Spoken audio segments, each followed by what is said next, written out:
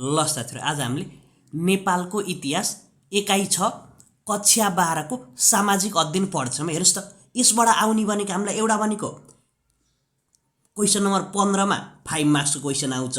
एउटा भनेको साथीहरु क्वेशन नम्बर 21 मा। यसबाट साथीहरु और आउँछ कि हामीलाई इतिहासबाट आउने हो कि हामीलाई परदेशबाट आउने हो। हामीले परदेशबाट आउने त पढिसकेछौं, स्पेशल फोकस त परदेशलाई गरिन्छ। र यसबाट 21 मा अरमा पनि आउँछ है। अब यसबाट अर्को के आउँछ, भेरी सर्ट क्वेशन दुईटा आउँछ है। यसमा त हाम्रो टोटल 13 भयो, तर यसबाट आउने टोटल 15 मार्क हो है, नजिक कुरा। अब हामीले सन्दर्भमा हेर्नुस् त, इतिहासबाट के पढ्न पर्छ त्यसको टेबल अफ कन्टेन्ट हेरौँ है। हेर्नुस् त, प्राचीन कालको आर्थिक क्रियाकलाप पढ्न पर्छ साथीहरु हामीले यसमा। अर्को भनेको मध्यकालीन अवस्था, मध्यकालमा के भयो थियो भनेर। अर्को हामीले स्पेशल पढ्न भनेको लिच्छविकाल, एकदम इम्पोर्टेन्ट छ लिच्छविकाल पनि। त्यसपछि मध्यकालमा ससाना राज्यको उदय कसरी भयो, त्यसपछि अवसान कसरी भयो। त लास्टमा पढ्ने भनेको एकीकरण पछिको राज्य संस्था। अब पृथ्वीनारायण शाहले के गरेथे, एकीकरण गरेथे। एकीकरण गरेपछि के भयो, पृथ्वीनारायण शाह फ्याट्टै मरेका थिए के। अब मरेपछि के भयो त, के घटना भयो त्यसको बारेमा पनि पढ्छौं है। सन्ध सुरुमा हामीले के हेर्छौं भने साथीहरु प्राचीन काल। अब नेपालको इतिहास पढ्छौं है हामीले सन्ध सुरुमा। अब प्राचीन काल भनेको के हो, अब प्राचीन कालमा नेपालको उत्पत्ति कसरी भयो, नेपालको नाम कसरी रह्यो त्यसको बारेमा छलफल गर्छौं। हेर्नुस् त, प्राचीन काल भनेको के छ, नेपालमा विक्रम सम्वत 1936 भन्दा अघि अर्थात् नेपाल सम्वत सुरु हुनुभन्दा अघिको समयलाई प्राचीन काल भनिन्छ। प्राचीन काल के हो भन्दाखेरि नेपालीमा यो विक्रम सम्वत 1936 भन्दा अगाडिको समयलाई के भनिरहेछ हामीले साथीहरु, प्राचीन काल भनिन्छ है। अब यसरी बुझे पनि भयो, हजुरले नेपाल सम्वतको कुराबाट बुझे पनि भयो के। नेपाल सम्वत सुरु हुनुभन्दा अगाडिको समयलाई के भनिरहेछ, प्राचीन काल भनिरहेछ। अब हेर्नुस् त, अब प्राचीन काल त भनियो, अब प्राचीन कालमा नेपालको उत्पत्ति कसरी भयो, अब यसको बारेमा पनि पढ्न पर्छ हामीलाई।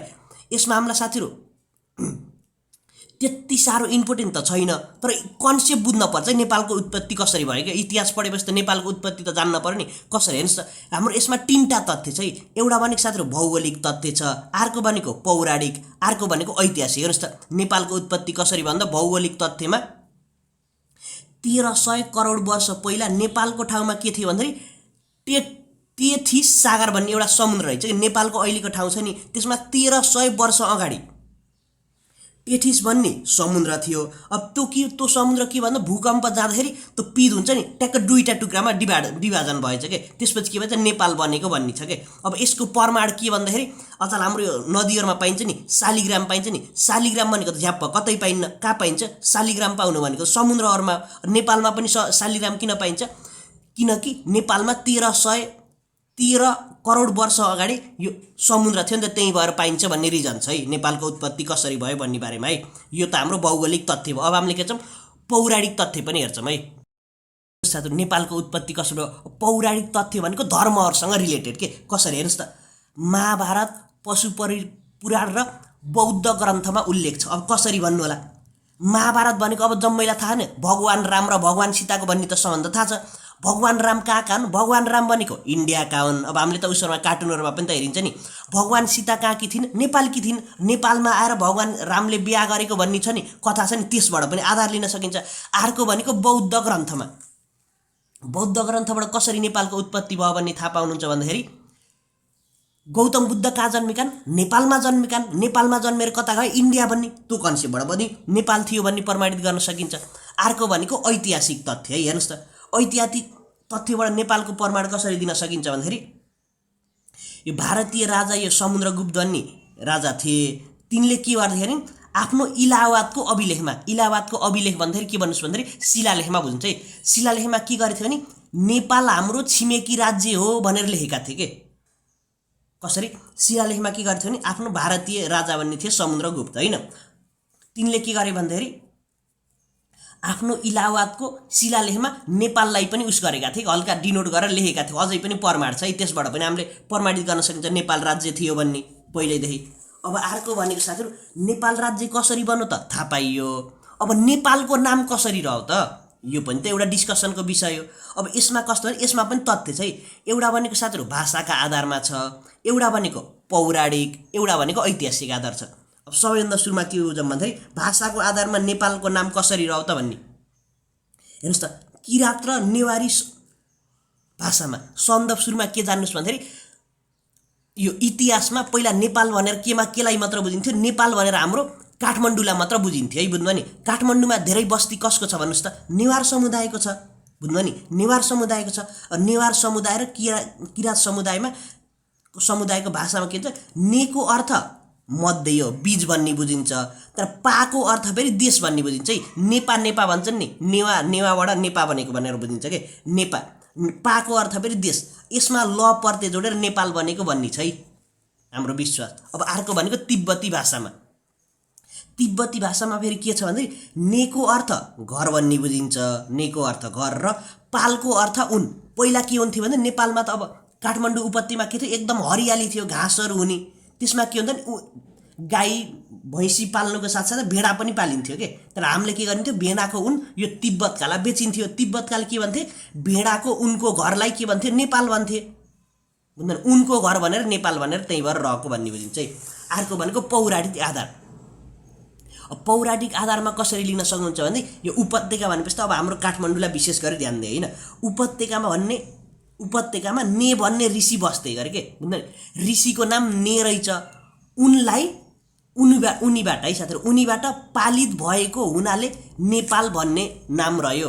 उनका शिष्यहरू पालित भयो नि, त्यही भएर ने भन्ने ऋषिबाट लालन पालन भएको भएर नेपाल भन्ने रह्यो भन्ने विश्वास गरिन्छ। अर्को भनेको ऐतिहासिक आधार। अब ऐतिहासिक आधार भनेको नेपालमा सबैभन्दा पहिलो पटक शासन गर्ने वंश कुन, अहिले पनि पढिन्छ, गोपाल वंश।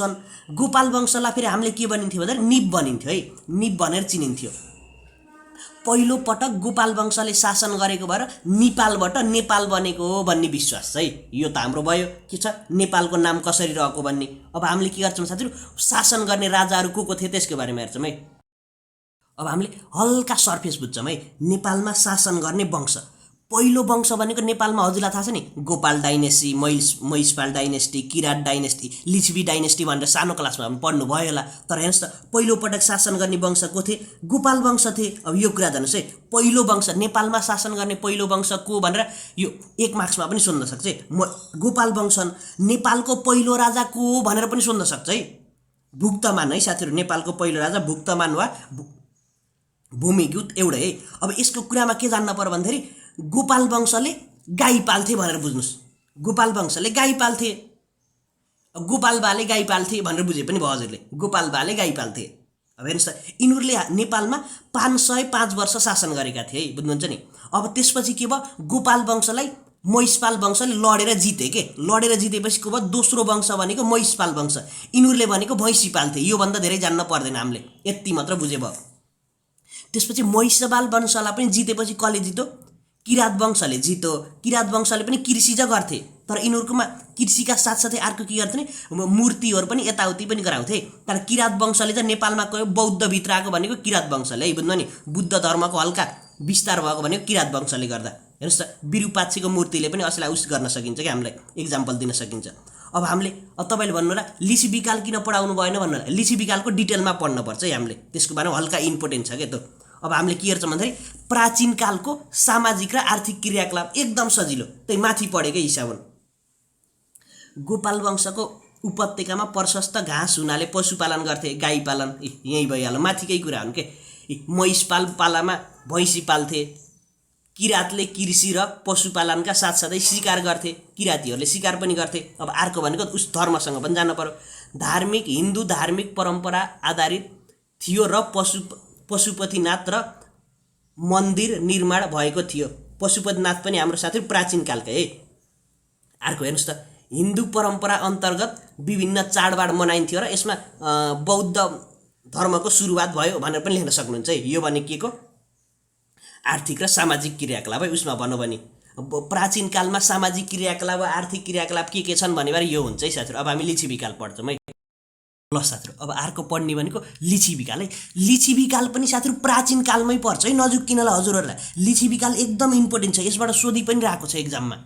हेर्नुहोस् त, सन्दर्भमा त लिच्छविकाल के हो भनेर बुझौँ। हेर्नुहोस् त, नेपालको इतिहासमा यो महिषपाल भएछ साथीहरू, महिषपालको सट्टा या किरात है, किरात हल्का रङ भएछ है साथीहरू, नजिक किन है। किरात वंशको सन्द पहिलो भनेको गोपाल, त्यसपछि महिषपाल, त्यसपछि किरात होइन, किरात हो किन भन्नुहोस् त। किरात वंशको अन्त्यपछि मध्यकाल सुरु हुनुभन्दा अगाडिको ईसापूर्व 300 तिरको काललाई लिच्छवी काल भनिन्छ। लिच्छवी काल भने के साथीहरु? किरात वंशको अन्त्य त्यसपछि मध्यकालको सुरुवात हुनुभन्दाको बीचको समयलाई लिच्छवी काल भनिन्छ है। अब हामीले यसमा के भन्छ नि लिच्छवी कालका राजनीतिक अवस्था राजा साजा जान्न पर्दैन, त्यो एकदम भित्र भाषमा पढेर पनि पढ्न पर्दैन। हामीले भनेको एकदम एक्जाम ओरिएन्टेड भएर ट्याक्क मेन कुरा मात्र पढ्छौँ। यति पढ्नु भने इनफ हुन्छ हजुरलाई। 15 मार्कको हजुरले 13 त मिनिमम ल्याइदिनुहुन्छ। ल हेर्नुस् त राजनीतिक अवस्थामा के थियो भन्दाखेरि बड व्यवस्था कायम गर्ने। लिच्छवी कालमा के व्यवस्था भएछ भन्दाखेरि साथीहरु बड व्यवस्था के बड व्यवस्था भन्दाखेरि कसरी भन्नुस् भन्दाखेरि मान्छेको कामको आधारमा छुट्टाए के यसमा बुझ्नु कामको आधारमा यो काम गर्ने, यो सेना रक्षा गर्नलाई यता गरम यसो गरम 4 भागमा विभाजन गरे नि त्यही हो। अर्को हेर्नुस् त न्यायपूर्वक प्रजाको पालन गर्ने। प्रजालाई के गर्ने न्याय के न्याय दिने भनेर बुझ्नुस्। न्याय यहाँ चाहिँ कानुनको व्यवस्था भयो भनेर बुझ्नुस्। अर्को भनेस् त राज्यमा मर्यादा कायम गर्नु। मर्यादा भनेको एकले अर्कालाई सम्मान गर्नुपर्छ भन्ने भावनाको विकास भयो रहेछ यसमा। कसमा? लिच्छवी कालको राजनीतिक अवस्थामा। अब अर्को भनेको सामाजिक अवस्था। हेर्नुस् त सामाजिक अवस्थामा के भयो थियो त संयुक्त परिवारको प्रचलन। अब संयुक्त परिवारको प्रचलन किन भयो होला भन्नुला। त्यसतिर त के थियो साथीहरु हल्का मान्छेहरु हल्का जंगलतिर बस्थे के हुन्थ्यो बाघ भालुको डर हुन्थ्यो नि त। अब संयुक्त परिवार भनेको त के हो आमा बुवा हजुरबा सबैसँग मिलेर बसेपछि त के हुन्छ मान्छे धेरै हुँदा त के जनावर त नजिक आउँदैन त्यो हुन्छ। अर्को भने त जन्म विवाह र मृत्यु संस्कारको प्रचलन। हामीले जन्म हुँदा यस्तो गर्नुपर्छ विवाह हुँदा यसरी गर्नुपर्छ भन्ने संस्कारको विकास भएछ के। अर्को हेर्नुस् त हिन्दू र बौद्ध शिक्षा केन्द्रको स्थापना। हिन्दू धर्म र शिक्षा अब कसैले पढ्न पनि पाउने विकास भएछ के। हेर्नुस् त अर्को भनेको कला नाच र जात्राको विकास। जात्राको पनि विकास भएछ। अब आर्थिक क्रियाकलाप हेर्नुस् त आर्थिक क्रियाकलापमा कृषिमा आधारित जम्मै कृषिमा त कृषिमा झन् तर के भएछ मानवपास्तिको विकास भएछ कसमा लिच्छवी कालमा। अर्को भनेको हेर्नुस् त राजकुलोको कृषिको लागि राजकुलो र यो कर लगाउने व्यवस्था पनि भएछ के साथीहरु बुझ्नु नि कर लगाउने व्यवस्था। कर अब कृषिमा अब कसैले यो भन्दा धेरै उत्पादन गर्ने राजालाई कर दिन पर्छ भन्ने व्यवस्था पनि थियो के। हेर्नुस् त लिच्छवी कालमा अरु के हुन्छ कपडा उत्पादन उद्योग काठ उद्योग र रङ उद्योग र हात अधिकार उद्योगको सञ्चालन भएछ। उद्योगहरु पनि सञ्चालन भएछ। अर्को भनेको साथीहरु हामीले फलाम तामा निर्यात कार्य साथसाथै अभिलेख लेख्ने के गरिन्थ्यो तिब्बतलाई बेचिन्थ्यो। यो कुरा ध्यान दिनु होला लिच्छवी कालमा फलाम तामाहरु बेचिन्थ्यो कि हामीले तिब्बतलाई। अब यसमा क्वेशन कसरी आउन सक्छ लिच्छवी कालको यति पढे इनफ हुन्छ है। लिच्छवी काललाई किन स्वर्ण युग भनिन्थ्यो भनेर सोध्छ तपाईले एन्सर कसरी लेख्नुहुन्छ सन्द सुरुमा त लिच्छवी काल के हो भनेर लेख्नुहुन्छ। त्यसपछि के गर्नुहुन्छ पक्कै पनि लिच्छवी काललाई स्वर्ण युग भनिन्छ भनेर लेख्नुहुन्छ। अगाडिको रिपिट गर्नु है। त्यसपछि के गर्नुहुन्छ यस्तै गरी राजनीतिक अवस्था भन्नुस् यसको 2टा पोइन्ट लेखिदिनुस् तर सामाजिक अवस्था भन्नु यसको 2 पोइन्ट लेखिदिनुस्। त्यसपछि आर्थिक अवस्था भनेर यसको 2टा पोइन्ट लेख्नुस् है बुझ्नुहुन्छ नि। त्यसपछि लास्टमा कन्क्लुजन लेखिदिनु भने हजुरले 5 मार्क्समा साथै 4.5 पाउनुहुन्छ। त्यतिकै एक्सप्लेन नगर्नु मैले जे सिकाछु त्यही। अर्को क्वेशन भने के भन्न सक्छ नि लिच्छवी कालका राजनीतिक सामाजिक र आर्थिक क्रियाकलापको सूची गराउनुस्। सूची गराउनु त सिकाइसकेको छु मैले। अब हामीले के पढ्छौं हेर्नुस् त मध्यकालीन अवस्था पढ्छौं है साथीहरु। अब मध्यकाल भने कहिले थियो हेर्नुस् त प्राचीन काल भनेको विक्रम सम्वत 1900 अघिको समयलाई प्राचीन काल भनिरहेछ। मध्यकाल भनेको साथीहरु विक्रम सम्वत 1936 देखि 1825 सम्म के साथीहरु 1900 भन्छु सरी है साथीहरु 900 है अरूले बुझ्नुहुन्छ है 936 देखि 1825 सम्म नि यसरी बुझे पनि भयो। नेपाल सम्वतको सुरुवात पछि पृथ्वीनारायण शाहले कान्तिपुर नजुद्धसम्मको समयलाई मध्यकालीन अवस्था भनिरहेछ। अब मध्यकालीन अवस्था भने हेर्नुस् त आर्थिक अवस्था यही हो हामीलाई इम्पोर्टेन्ट भनेको अरु त खासै जान्न पर्दैन। आर्थिक अवस्था हेर्नुस् त कृषि त गरिन्थ्यो तर के भएछ जग्गालाई अव्वल दोयम सिम र 4 मा विभाजन। अव्वल भनेको सौन्दर्य धान फल्ने यो भने कम फल्ने। अर्को व्यवस्था हेर्नुस् त वीरता जग्गामा कर छुटको व्यवस्था। अब वीरता जग्गा भने कस्तो भने उस भनिन्छ नि राजाले खुसी भएर दिएको जग्गालाई वीरता भनिन्छ है। त्यसमा फेरि कर लाग्दो रहन्छ के करको व्यवस्था पनि बुझ्नु भयो। हेर्नुस् त मठ मन्दिर पूजा आजा गर्न गुठी जग्गाको व्यवस्था। अर्को भनेको सिंचाइ गर्नको राजकुलोको व्यवस्था। अर्को हेर्नुस् त कपडा उद्योग तामा उद्योग र जडीबुटीको उद्योगको निर्यात कार्य हामीले तिब्बतलाई बेचिन्छ भन्ने कुरो थियो नि यसमा पनि तिब्बतलाई बेचिने कुरा आयो। यो त केमा आर्थिक क्रियाकलाप। अब हामीले सामाजिक अवस्था पनि हेरौँ हेर्नुस् त अब सामाजिक अवस्था यो मध्यकालीनको है साथीहरू, नजिकको मध्यकालको सामाजिक अवस्था हेर्नुहोस् त, हिन्दू र बौद्ध धर्ममा आधारित समाज र 4 36 जातिमा विभाजन, 4 जातिमा विभाजन पनि भएको छ यसमा। अर्को हेर्नुहोस् त, मानिसमा संयुक्त परिवार र बहुविवाहलाई सजाय। लिच्छवीकालमा पनि संयुक्त परिवारको व्यवस्था त थियो, तर बहुविवाह गर्नेलाई सजाय दिने परम्परा कसबाट? मध्यकालबाट भयो रहेछ है। अर्को हेर्नुहोस् त, शिक्षाको व्यवस्था र दसैँ तिहारको र जात्राको प्रचलन, यो पनि भएछ, दसैँ तिहार मनाउनु पर्छ भन्ने। अर्को इम्पोर्टेन्ट भनेको मध्यकाललाई किन कलाको धनी भनिन्छ भनेर पनि सोधिन्छ कि मध्यकालमा किन कला चरम बिन्दुमा पुगेको थियो भनेर सोधिन्छ है। तपाईँ नजिक्नुलाई म यहाँ सिकाउँछु मैले। सन्द सुरुमा त मध्यकालीन समय भनेको के हो भनेर लेख्नुहुन्छ। त्यसपछि हेर्नुहोस् त किन है किन मध्यकाललाई चरममा पुगेको भनेर लेख्दाखेरि कसैले नि सङ्गीत कला, मूर्तिकला, चित्रकला र वास्तुकलाको प्रचुर विकास भएको एक्सट्रिम लेभलमा पुगेको थियो कि हामी पिकमा पुगेको थियो यस्तै। त्यही भएर अर्को हेर्नुहोस् त, बाजा बजाउने, गीत गाउने, नृत्य नाटक प्रदर्शन गर्ने कार्य हुन्थ्यो। अर्को भनेको हेर्नुहोस् त, काठको, माटाको, धातुको मूर्ति बनाउने त्यस्तै गरिन्थ्यो। अर्को हेर्नुहोस् त, ग्रन्थ चित्र, पौवा चित्र साथै भित्ते चित्र पनि बनाउने कार्य गरिन्थ्यो। त्यही भएर किन मध्यकाललाई कलाको एकदम विकास भएको भनेर भनिन्थ्यो भने। अर्को हेर्नुहोस् त, वास्तुकला अन्तर्गत मन्दिर, बिहार, स्तूपा, राजदरबार, पौवा निर्माण भएको थियो। अब एक्जाम्पलमा के लेख्न सक्नुहुन्छ भने पशुपतिनाथ, त्यो पनि मध्यकालमा बनेको, पाटनको दरबार, त्यहाँबाट पनौतीको इन्द्रेश्वर मन्दिर, यो पनि मध्यकालमा बनेको है, नजिक किनला साथीहरू। मध्यकालमै किन कलाको विकास भएको छ भनेर भनाइ पनि यस्तै गर्ने सन्द सुरुमा मध्यकाल बनेको के भनेर लेख्नु। त्यसपछि हेर्नुहोस् त, मध्यकालमा यस्तै यो सबैलाई पोइन्ट गराइदिनु, तर लास्टमा यो 2-3टा जोडेर कन्क्लुजन गरेर गराइ, मर्ज गरेर कन्क्लुजन गरिदिनु है, नजिक किन है। अब अर्को हेर्नुहोस् साथीहरू, हामीले अर्को पढ्नुपर्ने भनेको मध्यकालमा ससाना राज्यको उदय किन भएको थियो भनेर सोधिन्छ है। अब सुरुमा त मध्यकाल भनेको के हो भनेर लेख्नुहुन्छ।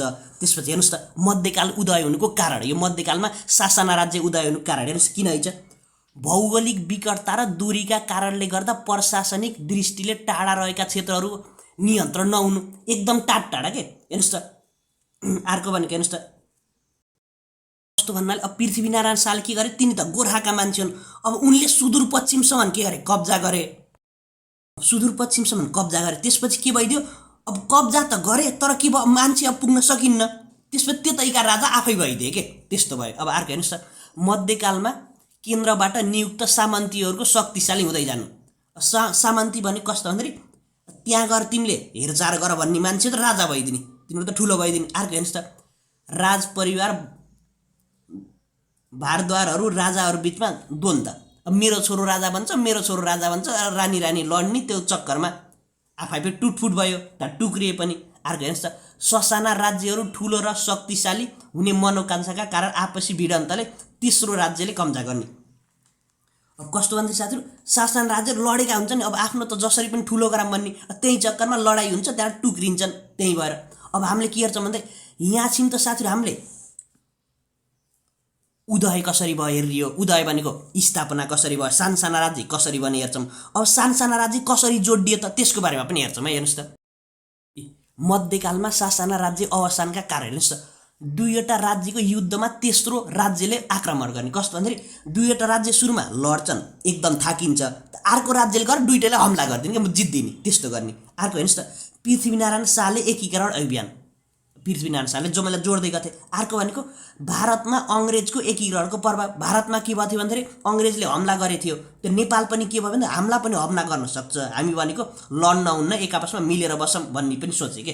अब अर्को हेर्नुहोस् त, 2 राजाको मनमुटाव र गोर्खालाई आक्रमण गर्न बोलाउने। कस्तो भन्दाखेरि 2टा राजाहरू दाजुभाइहरू अब हल्का मनमिटाव हुने, अब लड्न अब झेवै हुन्थ्यो, के हुन्थ्यो भन्दा त्यहाँ गोर्खालाई आएर हमला आएर आक्रमण गर, हामीले केही गर्दैन भनेर बोलाउने कि आफै बोलाउने हमला गर्नलाई, त्यो हुन्थ्यो। अब यति भयो। अब साथीहरू हामी भनेको आधुनिक कालमा आइयो है। हेर्नुहोस् त, प्राचीन काल पनि सकियो, मध्यकाल पनि सकियो, अब हामी आइयो प्राचीन कालमा। प्राचीन काल आधुनिक कालमा। आधुनिक काल भनेको के हो भन्दाखेरि प्राचीन काल भनेको त नेपाल सम्मत सुरु हुनुभन्दा अगाडिको समयलाई प्राचीन भन्ने हो। मध्य भनेको नेपाल सम्मत सुरु भएदेखि पृथ्वीनारायण शाहले कान्तिपुर नजिकैसम्मलाई मध्यकाल। आधुनिक काल भनेको पृथ्वीनारायण शाहले कान्तिपुर जितेदेखि अहिलेसम्मको समयलाई आधुनिक काल भनिन्छ। हामी भनेको आधुनिक कालमा छौँ है। हेर्नुहोस् त, नेपालको इतिहासमा विक्रम सम्वत 1825 देखि हालसम्म वा पृथ्वीनारायण शाहले कान्तिपुर विजय भएदेखि अहिलेसम्मको अवधिलाई आधुनिक काल भनिन्छ। अब आधुनिक काललाई फेरि साथीहरू यसरी टुक्रा छ है, एकीकरण। यी आधुनिक काल कसरी भएको? पृथ्वीनारायण शाहले एकीकरण पछि भएको। अब यसलाई एकीकरण पछिको राज्य संस्था भनेर टुक्राएको छ है, बुझ्नुहुन्छ नि।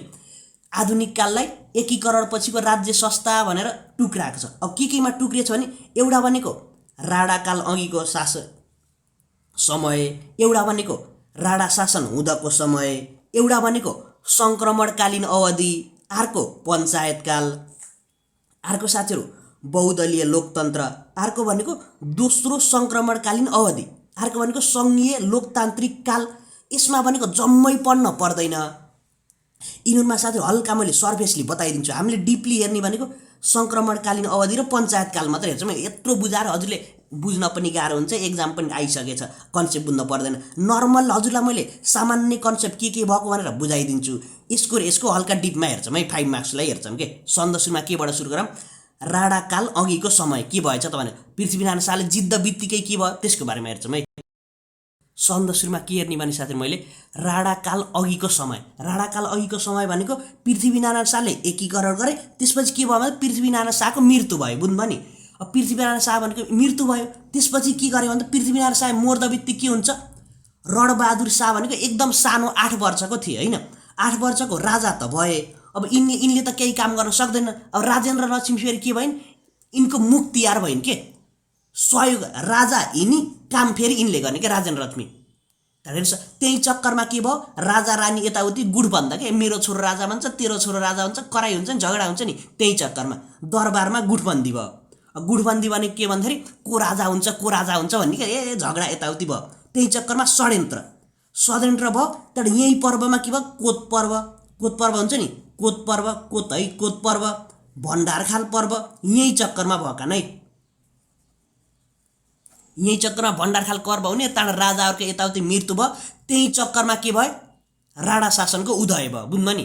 पृथ्वीनारायण शाह त मरे, मर्दा बित्तिकै के हुन्छ? को राजा हुने गर्ने चक्करमा के भयो? यता षड्यन्त्र यता हुने, यता गर्दा झगडा हुने, मरिमिटाप भएर ट्याक्क जङ्गबहादुर शाहले के बुद्धि पुऱ्यायो। तर आफू के भयो? फ्याट्टै राजा भयो के। तर के भयो? बल्ल राणा शासनको उदय भयो। राणा शासनको उदय भयो कस्तो भयो भन्दा एकदम निरङ्कुश, आँखाले मन पराए त त्यो चित्तिनैको भयो के, कसैलाई केही मान्दै नमान्ने। राजालाई त नजरबन्दी, राजा त नामको मात्र राजा, निरङ्कुश शासन भयो। त अर्को हेर्नुहोस् त, राणाहरू बिच फेरि के भयो? अब चरममा पुग्दा बित्तिकै मान्छेले पैसा कमाएपछि मात्तिन्छ कि नै भन्नुहोस्, त्यही चक्कर भयो। राणाहरू पनि के भयो? ABC गरेर विभाजन भयो कि, डिभाइड भयो। त्यहाँबाट त्यही चक्करमा के भने बी र सीमा मनमुटाव हुने, यताउति गर्ने गर्दाखेरि राम्रोसँग टिक्न सकेन। त्यसपछि के भन्दाखेरि 2007 सालमा दिल्ली सम्झौता भयो है साथीहरू। को बिचमा हेर्नुहुन्छ, एउटा भनेको काङ्ग्रेस, एउटा भनेको यो राणाको एउटा पक्ष गयो, त्यसपछि अर्को भनेको राजाको पक्ष गएर 3 पक्षीय गरेर दिल्लीमा गएर सम्झौता भएर के भएको? दिल्ली सम्झौता भएको है।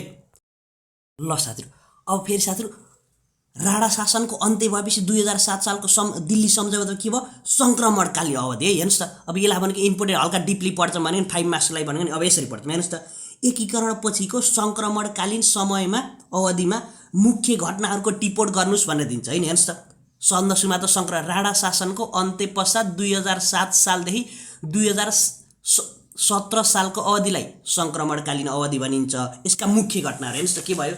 यो चक्करमा भयो, यो राजा त्रिभुवनबाट 104 वर्षे राणा शासनको अन्त्य भएर 2007 फागुन 7 गते प्रजातन्त्रको उदय भयो। अर्को भनेको पहिलो पटक संवैधानिक शासन लागू भयो। हेर्नुहोस् त, 2011 त्रिभुवनको मृत्यु पश्चात महेन्द्र राजा र पहिलो पटक निर्वाचन भयो सङ्क्रमणकालीन अवधिमा। हेर्नुहोस् त, अर्को भनेको 2/3 बहुमतले काङ्ग्रेसको बीपी कोइराला विजय भए। अब अर्को हेर्नुहोस् त, अर्को के भन्दा प्रजातन्त्रले देश बिगारेको मनोकांक्षाले महेन्द्रले 2017 पुस 1 गते बहुदलीय व्यवस्थाको अन्त्य गरे। नेपालमा कालो दिन भनेर कुन दिनलाई चिनिन्छ भन्दाखेरि यो गरे पनि हुन्छ है। हजुरले किन 2017 विक्रम सम्वत 2017 पुस 1 गते कालो दिन भनिन्छ भनेर यो प्रजातन्त्रले देश बिगार भनेको मनकांक्षाले महेन्द्रले यो बहुदलमा अन्त्य गरेको हुनाले कालो दिन बनिन्छ भने पनि भयो। अब हामीले के हेर्छौँ साथीहरु, पञ्चायतकाल हेर्छौँ है। पञ्चायतकालमा भएका मुख्य घटनाहरू अब यसको बारेमा हेर्नुस् त। राजा महेन्द्रले मन्त्रीमण्डल भङ्ग गरी सबै राजनीतिज्ञलाई जेल हालेर बहुदलीय व्यवस्था अन्त्य गरी उदय भएको 2017 देखि 47 सालको अवधिलाई पञ्चायतकाल भनिन्छ। यसमा के भयो थियो, बहुदलको अन्त्य भयो थियो, बुझ्नुहुन्छ नि। हेर्नुस् त, मुख्य घटना पञ्चायती व्यवस्था लागू गरेपछि बहुदलमाथि प्रतिबन्ध लगाइयो र विक्रम सम्वत 2019 मा नयाँ संविधान जारी भयो। अब अर्को हेर्नुस् त, विक्रम सम्वत 2042 मा नेपाली कांग्रेस यस विरुद्ध अहिंसात्मक सत्याग्रह सुरुवात भयो। अर्को हेर्नुस् त, 46 फागुन 7 देखि 26 गतेसम्म निरन्तर आन्दोलन भयो। एकदमै हटाउन पर्छ, राजालाई हटाउनै पर्छ भनेर आन्दोलन भयो। अर्को हेर्नुस् त, चैत 26 गते वीरेन्द्रले रातिबाट यसको अन्त्य गरी प्रजातन्त्र फुकुवा भयो। हेर्नुस् त के भएछ, पञ्चायतकालका के भएछ भन्दाखेरि यो राजाले के गर्छन्, बहुदललाई अन्त्य गर्दैछन्। त्यसपछि के भएछ, चैत 26 गते फेरि फुकुवा भएछ। यसपछि के भएछ, पञ्चायतकालको नि अन्त्य भयो। अब हामी केमा जान्छौँ साथीहरु, बहुदलीय लोकतन्त्रमै। यसमा त पञ्चायतकाल त अन्त्य भयो नि, अब हामी लोकतन्त्रमा जान्छौँ साथीहरु। बहुदलीय लोकतन्त्र भनेको 47 देखि 63 सम्मको बहुदलीय लोकतन्त्र भन्छ। हेर्नुस् त, यसमा के भयो, बहुदल भनेको के हो, बहु भनेको धेरै, दल भनेको कांग्रेस एमाले माओवादी थिए कि यस्तिर। यो समयमा के भयो भन्दाखेरि माओवादीले पहिलो पटक सङ्घर्षमा गयो के। पहिला हुन्थ्यो नि माओवादीले छोप्छ भन्ने थियो नि, यही चक्करमा सशस्त्र सङ्घर्षमा माओवादी गयो के। त्यसपछि के भयो, यही चक्करमा दरबार हत्याकाण्ड भयो, बुझ्नु नि। राजा वीरेन्द्रका सबै सन्तानहरू सहाब गर्दै कुटपिट भयो, अझै पनि पत्ता त लागेन। अब त्यसपछि के भयो, अहिलेका राजा छन् नि ज्ञानेन्द्र, त्यसपछि ज्ञानेन्द्र राजा भए। त्यसपछि ज्ञानेन्द्र राजा भएपछि के गर्दै, उनले संसदको विघटन गर्दै। संसदको विघटन भनेको बहुदललाई फेरि विघटन गर्दै के। त्यहाँबाट के भयो, त्यसको आन्दोलन भयो, त्यसपछि फेरि लोकतन्त्र आयो है, बुझ्नुहुन्छ नि। अब अर्को भनेको दोस्रो सङ्क्रमणकालीन अवधि 63 देखि 72 सम्मको। त्यसमा के भयो भन्दाखेरि जम्मैले के गरे, यो बहुदलले राजालाई निष्कासन गरेर यो ज्ञानेन्द्र छन् नि, ज्ञानेन्द्रलाई निकालिदिएर तिनको राजालाई पनि राजा पदबाट हटाइदिएर तिनी भनेको हामी जस्तै मान्छे गराइदिए, तिनलाई पनि जनता हुनु भनेर भन्दै के। त्यहाँबाट के भयो हेर्नुस् त, त्यसपछि माओवादी सङ्घर्षमा गएको छ नि, तिनीहरू पनि अन्त्य भयो, माओवादी पनि सङ्घर्ष अन्त्य भयो। त्यसपछि पुष्पकमल दाहाल प्रचण्ड के भयो, प्रधानमन्त्री भयो है। त्यसपछि संविधान जारी भयो। यति धेरै कुरा पनि नजान्नुस्, यति मात्र बुझ्नुस्। अब अर्को भनेको लास्ट टपिकमा छौँ है आज। अर्को भनेको हेर्नुस् त, सङ्घीय लोकतान्त्रिक गणतन्त्रक काल 2072 देखि अहिलेसम्मको समयमा हेर्नुस् त, सङ्घीय लोकतान्त्रिक गणतन्त्रमा के भएछ, 77 वटा जिल्लामा विभाजन भयो, 75 वटा हटे। तर 7 प्रदेशमा विभाजन भयो, 14 अञ्चल हटो। त्यसपछि निर्वाचन पनि भयो है, बुझ्नु, निर्वाचन भयो। त्यसपछि एमाले ठुलो दल भनेको बहुमत प्राप्त गरेर सत्तामा गयो भनेको। अब कुनै पनि डाउट छ भने साथीहरु कमेन्ट गर्नुलाई।